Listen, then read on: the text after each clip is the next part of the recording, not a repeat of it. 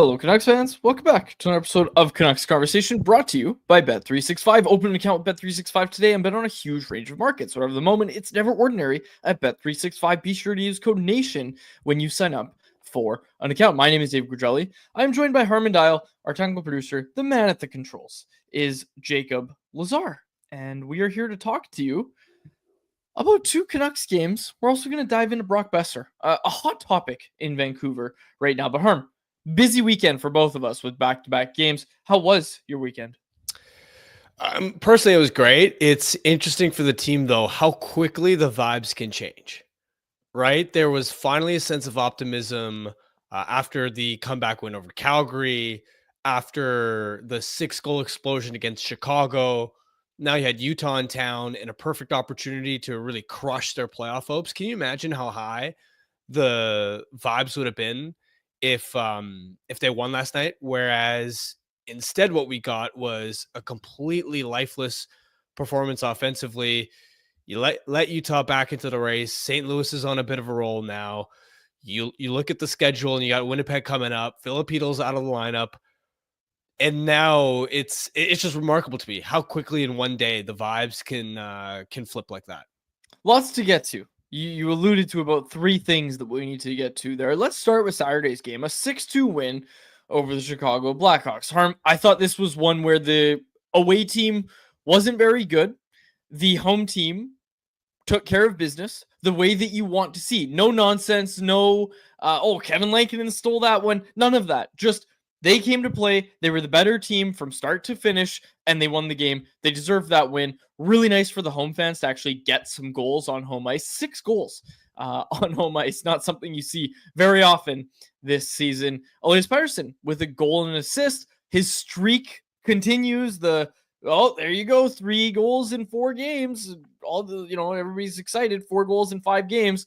Everybody was very excited about Elias Pettersson in that game. The excitement continued. But we're not talking about if Elias Pettersson is back today. That's not the topic of today's show, because at the end of that game, a 6-2 win for the Canucks, ex-Canuck Jason Dickinson threw a hit. Now, I'm curious to get your take on this, because the Department of Player Safety looked at it and said, nope, no problems here, no fine, no suspension. Zary got 2 games. I thought for sure Dickinson was going to get at least a game. Maybe I'm wrong. I would love to hear the explanation, because to me, that's boarding. Like, by the rule book, that's boarding. And it led to an injury for a player. And the other part of it, and I might be getting a little technical here, BX has talked about this. I've heard guys talk about it. And maybe it's a little different because Hedl clearly doesn't see Dickinson coming, and there's serious whiplash with Hedl's neck there. But there's a way to hit guys into the boards where you separate them from the puck, but you don't hurt them. And the way to do it is basically by guiding them into the boards. Like, anybody who's played hockey will know. Or, hell, anybody who's had to stop and doesn't know how to stop properly. More my speed. You absorb the guy into the boards, in all seriousness. Like, there's a way to hit people into the boards without hurting them. And I think Dickinson's kind of follow through there was what sent Hedl into the boards. And there's a way to do it. And I don't think Dickinson went about it right. Again, I think it's a reckless, kind of stupid hit to throw in a 6-2 game, and Hedl's out with a concussion. Tocchet said he's out with a concussion. He's going to be reevaluated more. He's in concussion protocol, which, as we know and as we talked about earlier this season with Brock Boeser, basically means, how were your 24 hours? How were your 24 hours here? Are you symptom-free now? And there's about 6 stages that guys have to go through. So it's going to be a while before we see Filip Hedl. Obviously, there's a long history of concussion. Johnny Lazarus from New York was on the show with us about a month ago when Hedl was first acquired, and said, I think this guy's had 4 or 5 notable concussions, and this would be 5 or 6. So not good news for Filip Hedl. But what did you think of the hit, Harm? And I guess the NHL deciding, nope, no problems here. Yeah, so I don't think it was as bad as the Zary one, because the Zary one was away from the play. It was retaliatory. It was a direct head contact. It was a sort of flying elbow / forearm. The Dickinson play hit, look, considering how late it was in the game, lopsided score, stapled him into the boards, it's still a bad hit. And to my mind, it warranted at least some level of supplemental discipline. Like, to me, it's sort of wild that the play, that the hit wasn't penalized during the game, and now there's nothing coming out of it. I didn't like the hit, but I don't think it was as bad as the Zari one. And to me, it's just rather than the hit, I'm just really worried about Filipino at this point. I know he hadn't been having a lot of luck putting up points lately, but we saw how effective he was at driving play, creating controlled entries, making plays off the rush. And for the Canucks to lose that speed down the middle, you really saw how badly that hurt them against Utah, where they just had no pop through the neutral zone. They couldn't create anything. So I'm really worried about Hedel. And look, this was part of the concern, the asterisk next to Hedel's name when the Canucks went out and acquired him was, hey, he's got a ton of talent, should excel as a middle six center, but the injury history has been really concerning. And there's always been points going back to his time with the Rangers, even earlier when he was with the Canucks, where every time he takes a semi-big hit, you're kind of wincing. You're worried that it might be the one to cause another injury. And fingers crossed that it doesn't keep him shelved for too long. That's what Johnny said to us too, right? When he was with the Rangers fans, every time he took a hit, we're just like, ooh, okay, let's hope he's okay. And for Hedel, obviously, this one wobbly on the way up, not a good sight to see at all. Post game, we didn't get much of a reaction, but after Sunday's game, and we'll talk about Sunday's game on its own as well. But after Sunday's game, Kiefer Sherwood was asked about the hit, and he was quite clearly pretty frustrated with it. This is what he had to say after the game. It's back-to-back games that guys are taking liberties on our guys, and he's gonna have to answer the ball next year, because I know we don't play him again. But that was a dirty hit, unnecessary 6-2, and then he doesn't have the whatever to step on the ice afterwards. We had Forby asked him, and it is what it is. We'll get him next year. And there's been no discipline too. Yeah, I mean, I don't know. I don't know what they're seeing. We try to focus on what we can control, and we got to move forward here. It's hopefully he can. We need him, so hopefully he can recover quickly. He's going to have to answer the bell. We'll get him next season. Kiefer Sherwood seems pretty bothered by this, and the other aspect of it that Sherwood brought up in that clip that we haven't even talked about. Dickinson just sat on the bench after. Didn't go back out for another shift. Go look at his shift report. He was going out every 4 minutes. That hit happened with 5 minutes to go. He didn't go back out for another shift. That's the part that I think I take the most issue with. Say what you want. Hawks fans, I mentioned, like, oh, it's not that bad. Don't worry. Your franchise is a joke. Don't get me started on that. But this idea that Dickinson throws that hit and then just hides on the bench, I don't like that at all. And clearly Sherwood didn't either. And look, you're still going to be in the NHL. You're going to be there next season. You would assume. So yeah, we'll leave it there. Sherwood says he's going to have to answer the bell. Sherwood's here next year. Circle that one on your calendar. Yeah, I mean, to not step out there, I'm not entirely surprised. That's but so gutless, you'd expect a vet. You'd expect a vet like Dickinson to answer the bell, to not shy away from that sort of thing, especially when you didn't when you didn't even get the penalty called. Like, of course, yeah, the other team, it results in a serious injury for a guy who's dealt with concussions in the past. Come on, you're a vet. You should know better. And here's the thing. I'll be honest. I would respect it to some level if Dickinson post game was like, yeah, Nikita Zadorov was on the ice and kept circling and was saying, like, come on out. And I didn't want to. I don't want to fight Nikita Zadorov. But it's like they're sending out Derek Forbert. Take your lumps.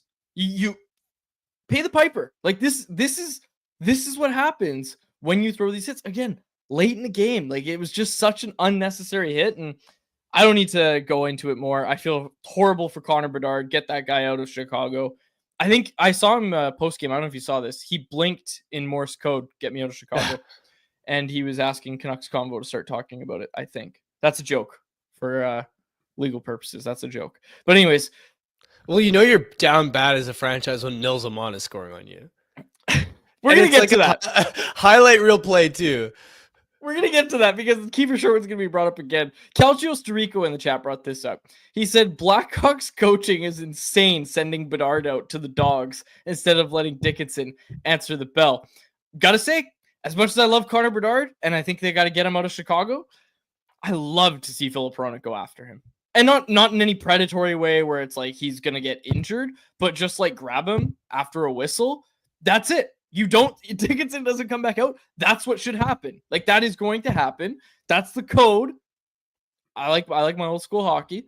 That's going to happen. Like, that's going to happen if your teammates decide to be little, stay on the, what was the quote Sherwood gave? Doesn't have the whatever. When your teammates don't have the whatever to get out there after that, and you go on the ice, like, that's going to happen. And I'm glad Philip Hronek is the one that stood up for Hedl on that. You have to do that. You have to do that. And people, I get it. Like, people are talking about the Canucks' lack of pushback because obviously when it's Patterson, only Höglander went in.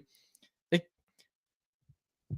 not to defend not having the pack mentality enough, but like, if you watch other teams, what do you really expect? Because Höglander dove in right away.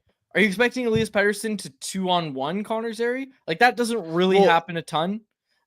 Are you expecting, like, what were you expecting on the Dickinson one? Because I actually didn't mind the Canucks' response afterwards, especially when a guy's injured on the ice, which happened on both accounts.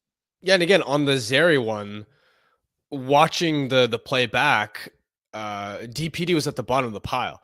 Zary was sort of on top. So all Höglander could do is try and pull him out, which is hard to do. He can't just jump on him because DPD is at the bottom of the pile. So that was, an awkward type of play to try and answer the bell on. Now, could there have been more of a pushback later on during the game? Sure. I'd agree there. But on the play itself, when Zary hit DPD, I didn't think there was an issue with the response there. Fair enough. That's what I'm saying. I didn't really have an issue with but it. Overall, like, the one thing that's been bothering me this season is how often, and not in the last game, but just generally speaking, even at times in the Calgary game, how often guys have been taking liberties on Quinn. Yes, that's something that's got to stop. That has to stop. There has to be more of a decisive pushback response with that. Like, so many times on the panel, whether it's been Luke Gazdic or Kevin Bieksa, they talk about the untouchables, where it's like there are certain guys that you on your team that other teams can't touch, and there's got to be a very clear deterrent, and that's the one area related to pushback that's bothered me about the Canucks this season. Okay, now let's break this down, Harm, because people are going to listen to this and say, "Oh, well, they don't have Nikita Zadorov, so what do you want? What do you want to do?" Right? Obviously, you would like to have that toughness, but this is part of what the Canucks need to do, in my opinion, is what we saw against Chicago. You go after our stars, okay, we're going to go after your stars. Again, not predatory. We're not trying to hurt people, but we are going to make their life hell the way that Philip Hronek made Connor Bedard's life hell after that whistle. That has to happen. If you're going to go after our stars, we're going to go after yours. That's all it is. To me, that's the way to deal with it. You don't send out Derek Forbert to slash at a guy's ankles and say, "Hey, we didn't like that. Let's drop the gloves." Like, you go out, you pound for pound, you go right back. You go right back at them, in my opinion. That's how I would handle it, at least. I also noticed in the first period of that Utah game, the Canucks looked like a team that was pissed off about opponents taking shots at their guys, where after nearly every whistle, there was a scrum. Mm-hmm. There was a scrum, and the Canucks made it a point of emphasis that, hey, we're not backing down. And I liked how involved they were sticking up for one another in the Utah game. That's the type of pack mentality they got to have for the remainder of the season, and it's got to become part of their identity, big picture. In the chat, we've got some action here. Dr. Haas said, "Imagine the response if we had Zadorov and Miller." Paul Papadoulis responded and said, "Miller would have responded by turning over the puck." But I like Zadorov. I like the idea of the Zadorov part of that. Chat's bumping early, despite it being spring break, which I found out today. So I want to tell you about our super chats and our super chat charity partner this season, the BC Mental Health Foundation. If you want to make sure your comment or question gets on the show, hit us with a super chat in the YouTube live chat, and all of the proceeds of that will go to the BC Mental Health Foundation, changing the face of mental health in this province. Make sure you hit us with a super chat if you are watching the show live. Okay, before we shift gears too much, let's focus on the Chicago game because it was a 6-goal outburst by the Canucks. What did you like from that part of the game, the scoring side for the Canucks? Well, they're making plays with confidence. I mean, their passing was so sharp. I mean, the Oman goal, Sherwood making that type of feed in the slot. You had Pedersen on his goal, dangling in the slot. I mean, some of the plays that they were pulling off, it was wow. This is what you expect from a high octane team with elite skill. And look, part of it is because the Blackhawks are bad, because they turn pucks over, because they aren't great defensively. That's mostly what I'd attribute it to. And I mean, in the first period, Quinn Hughes sort of just took over at times, right? The Canucks didn't have a lot of shots in that opening period, but one theme that sort of stands out about his goal is not just the shift itself, but the 2 or 3 shifts leading up to the goal, where the Canucks were wearing the Hawks down with heavy shifts. I mean, one of them was dominated by Quinn itself, where I think he broke somebody's ankles as well. So it's that pressure we talk about where you're layering shift after shift. And even though you're not necessarily getting a lot of shots on goal, you're tiring the Blackhawks out. They get the puck back. All they can do is punt it into the neutral zone, go and get a change. The Canucks have an opportunity to come straight back down into the offensive end with little defensive resistance. And that's where, when you continually apply that pressure, Quinn finds that lane to attack the middle and snipe it in the awkward spot for goaltender just above the pad. Again, I think most of it is because the Blackhawks are bad, to be totally honest with you. But the Canucks were, to their credit, well connected. They were in sync. They were making good passes. And of course it helps too. They got 6 goals on their first 14 shots. The Hawks didn't get good goaltending either. I think it's also worth mentioning the penalty kill is just so good right now. I saw the stat there, first in the league in penalty kill percentage since February 1st. Showed us Dan Murphy as well, who had Marcus Pedersen on after hours. Murph did a fantastic job filling in for Scott Oak. And I really like Marcus Pedersen. I really like his personality. I gained an appreciation for Marcus Pedersen since I've started watching him regularly, of course. But this past weekend, I thought he was a dynamo on the penalty kill specifically. His steadiness has just been such a welcome addition to this team on the defensive end. And that extends to Sunday's game as well. I thought Marcus Pedersen was phenomenal in both games. But the penalty kill is just red hot right now. And I at least wanted to mention that because Chicago did have 3 power play chances and they didn't score on any of them. So wanted to make sure I mentioned the penalty kill, which I thought has been great. Anything you want to add on penalty kill before we kind of shift? One last thing on Chicago I have, but did you have anything else? Just on the PK, you might be wondering, why have they been so successful? I mean, for starters, you alluded to it with Pedersen and Forbert, Hronek, Myers. You've got a decor that is actually really good on the PK, taking away passing lanes. They're long, they're rangy, they're disruptive, they block shots, which, when Alex Edler and Chris Tanev left the organization, do you remember there was like a couple years where the Canucks PK was near the bottom of the NHL? The biggest issue that stood out to me was they hadn't really replaced Edler and Tanev on the back end for PK purposes, which they've been able to do in my mind over the last year and a half, if you want to call it, going back to some of the PK success they had late last season as well. That stands out. Their forwards are so good at, when the opposition is trying to break in after the Canucks have gotten a PK clear, are so good at funneling them to one side of the ice. And the defensemen are finding the perfect opportunities to step up at the defensive blue line, kill plays, force guys offside. They're just so well connected as a 4-man PK unit at defending entries. It is a nightmare to try and get set up against the Canucks PK. Very rarely do you see the Canucks PK making wrong reads as far as applying pressure in a wrong spot, making the wrong read, and then being caught out of position. Because that's the trickiest part of killing penalties, right? Is you're trying to find the fine line between finding the opportunities when the opposing puck carrier is vulnerable, and when, if you attack a guy, you can force a bad pass or a turnover, versus if you make the wrong read in a situation like that, they snap it around, all of a sudden you're out of position. So I think they found the right balance of aggressiveness without chasing plays out of position. And it, of course, helps that their goaltending has typically been pretty good on the PK as well.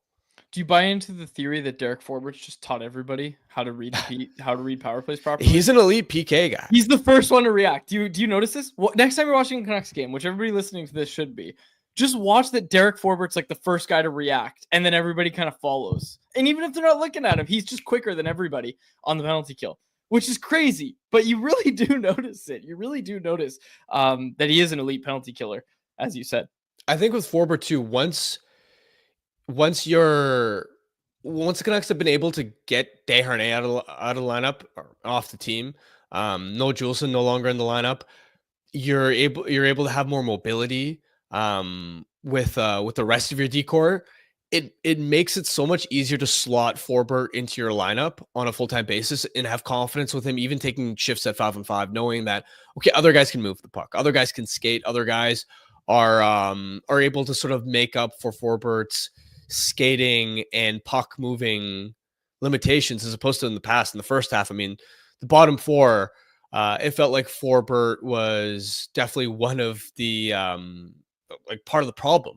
Whereas now you're able to kind of shelter and insulate his 5-on-5 limitations because the rest of your decor is so much better too, especially since you've brought Marcus Pettersson in. And so with that, Harm, like, what do you guys think? Do they re-sign Forbert? Is he such an important piece to that? Now, one of the top, like this is one of the top penalty kills in the league right now. And Forbert is clearly one of the reasons why. Do you bring this guy back? Which, if we talked about this back in November, people would say we were crazy to even think about it. But I think this team's probably going to extend Derek Forbert, right? I think so. And I'll tell you why. You might lose P.S. Suter because he's going to ask for too much money. You might lose Brock Boeser because he's probably going to already is asking for too much money than the Canucks are willing to pay, it seems. What's Forbert going to cost next year? This is the question I have. Because let's not forget, Derek Forbert is budget Ian Cole. Derek Forbert was plan B because Ian Cole asked for too much money, right? Like that's what happened here. The Canucks looked at Ian Cole. They loved Ian Cole. They said, okay, we think we can get similar results from Derek Forbert than we could get from Ian Cole, and we're going to do it for more than half off, and we're going to do that. And that's what they did with Derek Forbert. Is there a next Derek Forbert? Like there was a next Ian Cole for them. If it's around 1 million, I think you consider it at the end of the season, because the thing to keep in mind with Forbert is some people will look at the left side depth and go Quinn, Marcus Pettersson, and then people are going to wonder, well, what does that mean for DPD? How is he going to consistently crack the lineup? The thing to keep in mind with Forbert is we've even seen it this year. Durability is a concern for him. You can only really pencil him in for 50 to 55 games in a given season. Plus, you can use him as a 6-7 where you can occasionally healthy scratch him if you want. And especially when you consider that DPD, Victor Mancini, Tom Willander, guys that you expect to be in contention for depth blue line spots next season, none of those guys are established as high-end penalty killers at the NHL level. You don't really have that skill set. I would much rather them go out and extend Forbert if the cost is reasonable than re-sign, let's say, Noah Juleson because they want a cheap penalty killing depth option on the blue line. It's very fair. I was looking at Derek Forbert's hockey DB, and I think Derek Forbert might be a guy that's in line for, I don't know how significant of an increase, but I think he'll get more money in free agency this offseason. Like if we're talking about him being an elite penalty killer, other teams know about it too. And this is a guy that was coming off a year where he played 35 NHL games, 2 in the AHL. Again, injury riddled last year. He's going to play more than that this year. And he's going to play all of those in the NHL. And he has been a pretty good addition for the Canucks. I do wonder what it's going to cost to re-sign Derek Forbert. Cap going up, all that. Do you like Forbert at $2 million? Like if he asked for a 2x2, the old Vinny Desharnais? He's only 33. 2x2, I probably wouldn't do. To Fair be enough. totally honest with you, because of the injuries, because he's 33 years old. Fair. Plus, like the cap going up, it doesn't mean everybody's going to get paid more. Top guys are going to get paid more. Yeah. But does that mean every guy at the bottom of the roster is also going to especially an aging veteran who struggles to stay healthy. I don't know if there's going to be a huge market where the price is going to increase on him a lot. Maybe it does, but in that case, you walk away for the Canucks. Fair enough. It's a conversation we'll have, I'm sure. Another conversation we're going to have is about the rest of this weekend series. Sunday didn't go as well as Saturday. Wow, we somehow talked about Canucks versus Blackhawks for 26 minutes. Sunday didn't go as well for the Canucks. Canucks take on the Utah Hockey Club. They lose by a final score of 3-1. Brutal hockey, man. Brutal hockey. Just like Utah was playing the 1-3-1. It looked like watching an LA Kings game from last season. Now, they played it more when they had the lead, which is when you're supposed to use it. They weren't using it the whole game, but it was so hard for the Canucks to get through the neutral zone at 5-5. Hell, even on the power play as well. But Utah did such a good job of picking up guys through the neutral zone and just stopping all momentum that the Canucks tried to build. Even Quinn Hughes. Like, Quinn Hughes would wheel with the puck, and Utah was just all over every passing option. They limited his ice as best as they could, and they took away every passing option. Hughes is skating, and he had no one to pass to. Now, that's a fault of his teammates as well, but it was also, like, I thought Utah put on a masterclass at defending at 5-on-5 in that game. I think it's less about Utah putting on a masterclass as much as it was the Canucks were just woeful offensively, couldn't make any plays with the puck, and had tired, heavy legs playing on the second leg of the back-to-back. Of course, there was no travel, so that mitigates the fatigue concerns to some level. But yeah, Utah defended well, but to me, it was more the Canucks were just that bad offensively, and in a number of areas. One, their passing was atrocious in that game in all three zones, on the power play, at 5-on-5. I remember when Utah took the lead in the third period, there was a play, and this wasn't even the first time this had happened, but it stood out because of the stakes of the shift. They had a shift with the Pettersson line on the ice and Hughes and Hronek. So, especially with the heat allowed, that's one of your best opportunities when you're trailing in a game to get back into it. You do not want to waste those shifts because you're not expecting the Blueger line when they step over the boards to get you the tying goal, right? On that shift in the third period, Canucks were starting to break out. Elias Pettersson was winding up through the neutral zone. He was picking up a lot of steam, and he was ready to receive a pass in full flight, which would have allowed them to carve through the neutral zone, create a controlled entry, get set up in the offensive end. Hronek had the puck. He shanked the pass into Pettersson's skates. Just completely shanked it. And they spent the rest of the shift with nothing really happening on either side. It was moments like that when they were trying to make passes in transition that really killed the flow and rhythm of their game offensively. Also, when they did recover the puck in the offensive zone, which, I mean, they kind of had to rely on puck recovery because they couldn't enter with control, enter with possession at all in that Utah game. But when they did win the puck off the forecheck, we know they like to play low to high. I was shocked at how often the low to high plays back to the point, the play would just die there. I was disappointed with how the non-Hughes defensemen were handling the puck at the point. Their shots were getting blocked. They were making poor decisions with the puck. Elementary low to high passes were sort of getting bobbled and squirting out of the zone.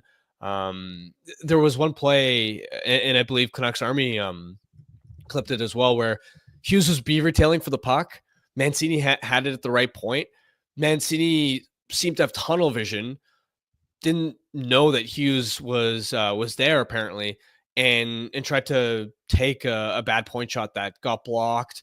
Utah recovered the puck in the corner, and that was it for their offense's own possession. And then the other thing that stood out was, as you alluded to, Hughes would go on these runs where he'd be carrying it in the offensive zone, but it was as if they were out of sync as a five-man unit where nobody knew how to support him.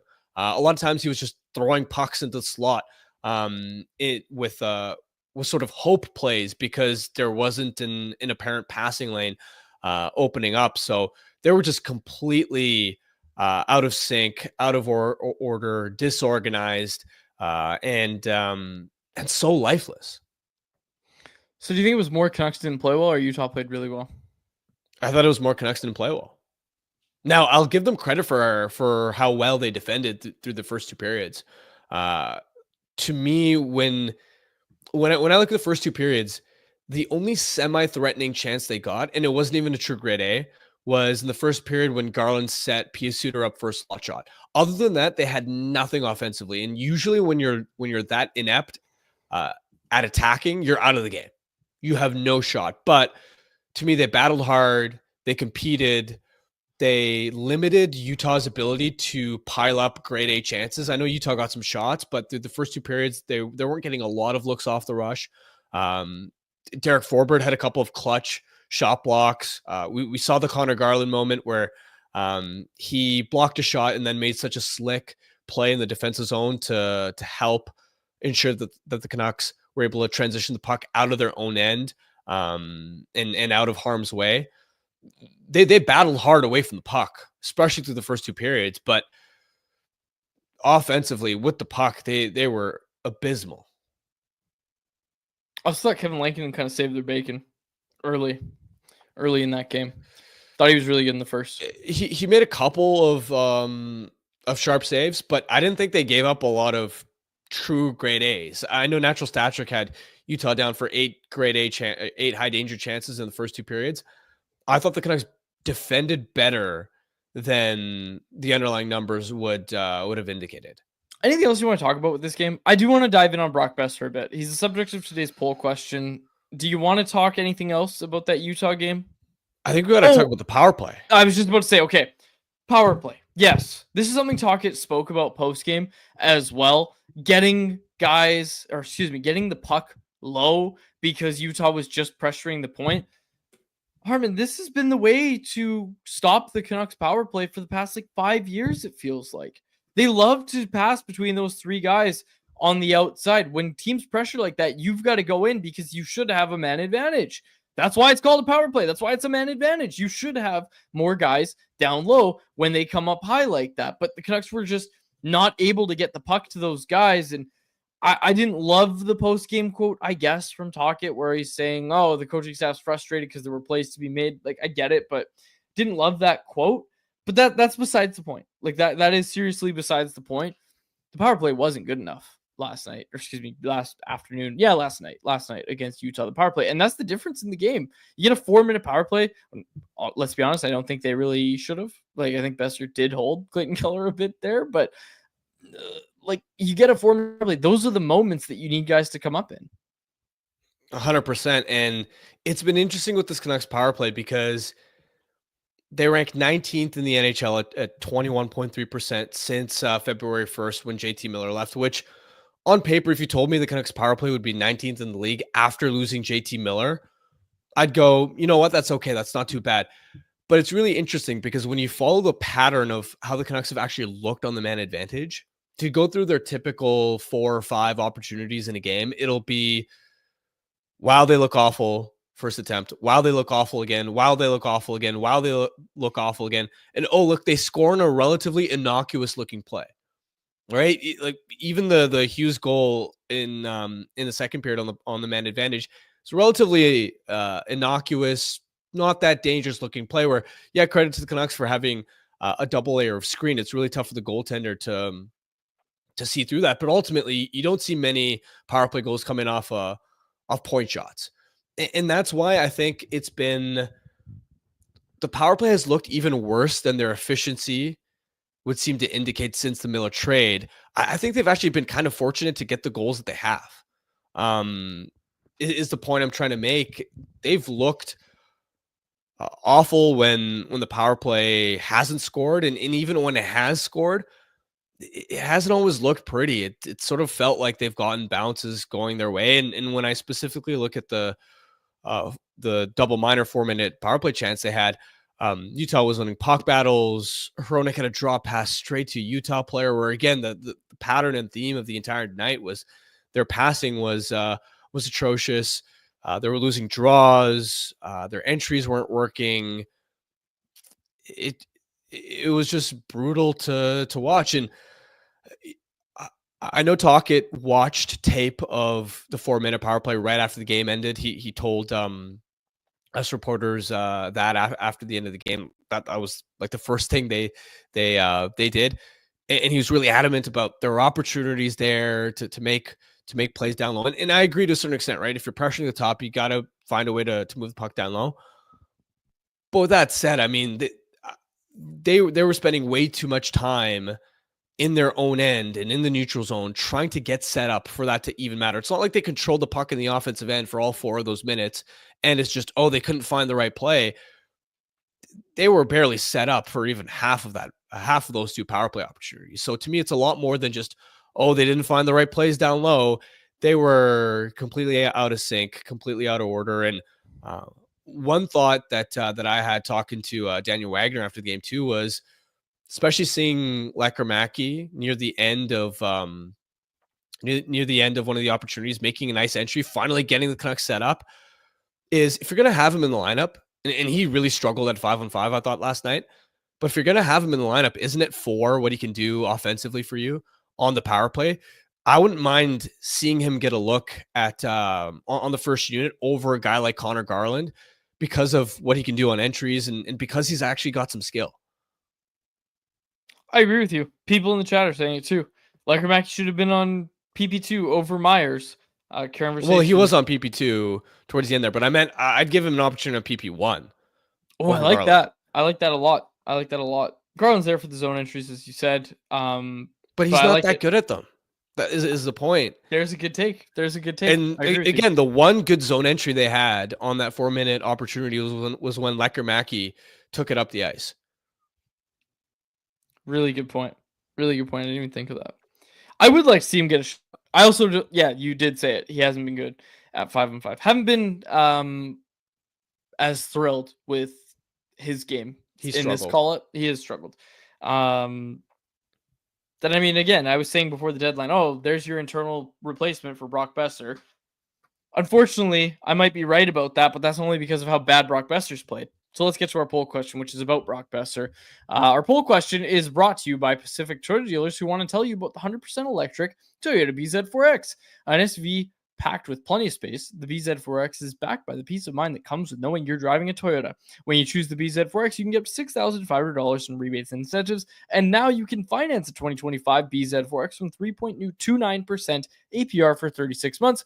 Visit shoptoyota.ca or your local Pacific Toyota dealer today. And don't forget about that contest, the grand prize of which includes 2 tickets to the Konica Minolta Champions Club at Rogers Arena for the April 6th game between the Canucks and Golden Knights, along with 2 Canucks jerseys. If you want to win, all you have to do is check out the link in our episode description or follow Toyota Pacific on Instagram and Facebook at Toyota Pacific for your chance to enter. The contest is open only to residents of BC and Yukon who are of the age of majority. We've got a lot of people that have already entered that. If you haven't already, make sure you do. Costs you nothing. You might get to go see a Canucks game from a great place to watch a Canucks game. That Konica Minolta Champions Club. Beautiful. Absolutely beautiful. Oh, and okay. I will point out the contest ends today at 5 p.m. So you've got like 2.5 hours left to enter if you haven't yet. So yes, last day to enter the contest today. Please get those submissions in. Trust me, it is honestly such an unbelievable prize for a simple form that you have to fill out, free to enter. Please help out our sponsors on the show. It definitely helps our show grow when you guys support the sponsors that support us. How's the Family Feud survey looking? We're almost there for Family Feud as well. Just a couple more responses. I put in the chat. I've seen some new names in the chat. So if we've got some new listeners, we do Family Feud on this show every Thursday, and we ask the listeners to fill out the survey for those results. That's available in the description. And tell them we're on a winning streak. Yes, the guys are on like a 6-game winning streak. Yeah. Okay, poll question. Bring it up, Jacob. Our poll question today is about Brock Boeser. Simple one. Will Brock Boeser sign a contract extension with the Canucks? 87% say no, and 13% say yes. Harbin, I'm going against the majority. I'm going to say yes. Do you want to know why I'm going to say yes? Why? Because Brock Boeser has 5 points since the JT Miller trade. I don't think that helps his value. And I know there are people out there that are going to tell me I'm wrong. Obviously, 87% of people think I'm wrong. But at some point, and I know people are going to say, well, free agent teams are going to say, okay, well, we're going to put him with a center that's going to work for him, and it's going to work out better. Brock Boeser's a 20, 25 goal guy. Don't call him 40 goal scorer. I know he did score 40 goals when everything went right. I know that. But the odds of that happening again just seem kind of low. Like, he's a 25 goal guy. Like, let's call it what it is, right? And I think this run of play he's had without JT Miller is going to hurt him when it comes to the open market. And ultimately, I think him and the Canucks meet somewhere in the middle. Obviously, his ask is too high for the Canucks liking. Obviously, the Canucks offer is too low for his liking. I ultimately think this ends with the two sides just meeting somewhere in the middle. Not reporting anything, not coming out and saying I've heard anything that's suggesting this to me. I'm just looking at it and saying this is how I think this situation is going to end. But, you know, and you know, there are people out there, and I think Frank went out and said it as well, that he thinks Patrick Allvin's comments at the deadline may have made it so that Brock's probably going to just test the open market. And I could see that too. I could. But what I am saying is Brock really likes it in Vancouver, and I think this run of play might hurt him enough in the open market that he just settles for the safe option and says, okay, I know what I can get in Vancouver. I'm going to take that. It's plausible. This run is definitely going to hurt his market value heading into free agency. If you're the Canucks and you're considering an extension, though, you better be damn sure you have the right center for him to play with next season, though. Yep. Because that's got to be mapped out. Because right now you do not have that centerman on your roster. I mean, we'll talk about the areas where Brock hasn't been great as part of this conversation as well. But what are you expecting when you play him with Kiefer Sherwood and Teddy Blueger? Mm-hmm. He's got no playmaker. He's got nobody to feed him the puck. And that isn't even a criticism of the coaching staff of he's got to play with better line mates, because we've seen him with Elias Pettersson and that hasn't worked either. So if it's not Pettersson, there is no other center for him to play with. I mean, at one point in the game, we saw a line of Oman, Boeser, and O'Connor. And I looked at that, turned to Farhan to my left and went, or I think it was actually J-Pat to my right and went, that's a preseason line. Oman, O'Connor, Boeser, you expect that in preseason. But in having said that, Brock, you can clearly tell he's struggling first with his skating. We've known that his foot speed has always been a weakness, but you're especially seeing when he's chasing for loose pucks, he doesn't have that extra burst to actually be able to close plays down. And when the puck back, it's also interesting too, because it's not just the speed. I noted down one sort of loose puck he was going for in that Utah game where he just straight up took the wrong route to the puck. He took an inefficient, longer route to it. And in a spot where he should have easily had possession, he flat out lost the race. Not because he was slow, but because he took an inefficient route and tried to almost kind of play the body before the puck. So he's fighting it there. Doesn't have a centerman to get him the puck, and we know he's not a play driver. So he got you know what, like 2 or 3 opportunities with the puck in the slot. He ripped it hard, and you thought, okay, this is a potential chance, but he just didn't hit the net. So that's the other part of it too, is when you get an opportunity in the slot, he's got to find a way to hit the net, because you're not at the stage.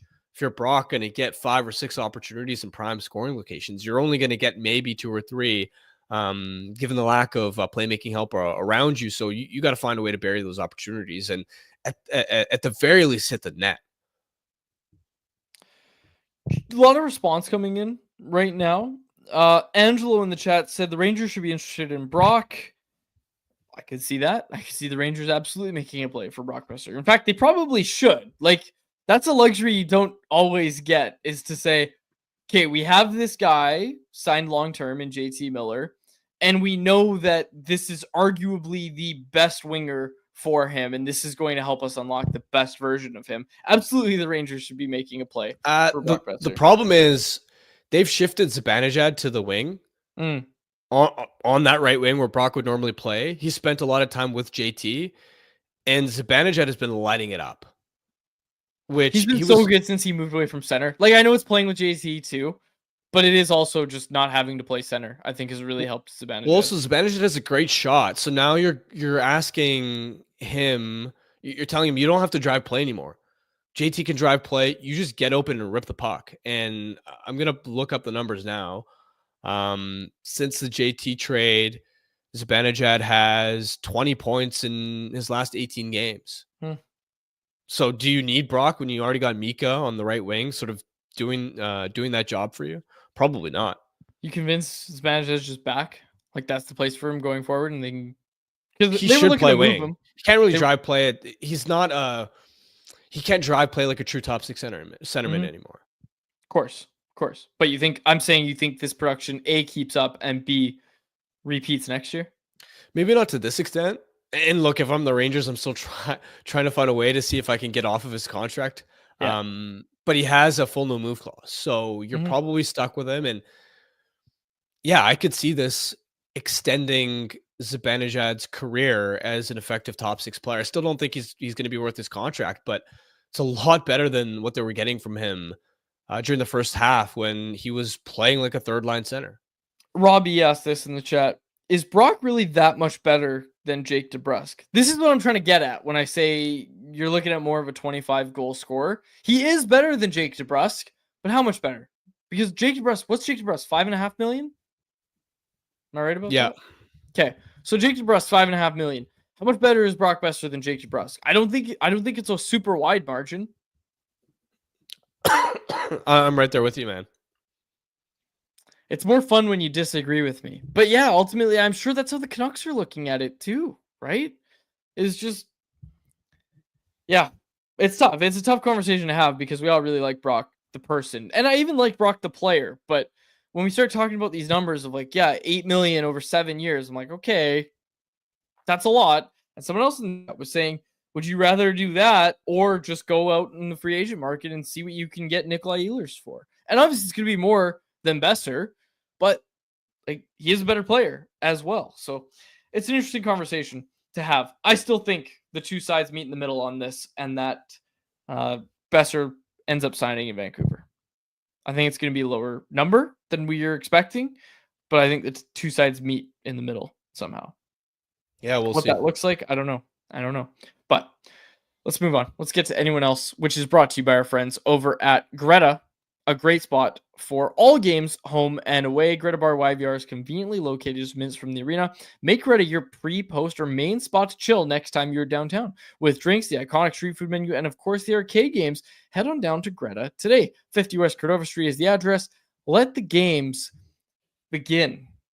Love me some Greta. Greta's a great spot. Let's get to anyone else. I had this one.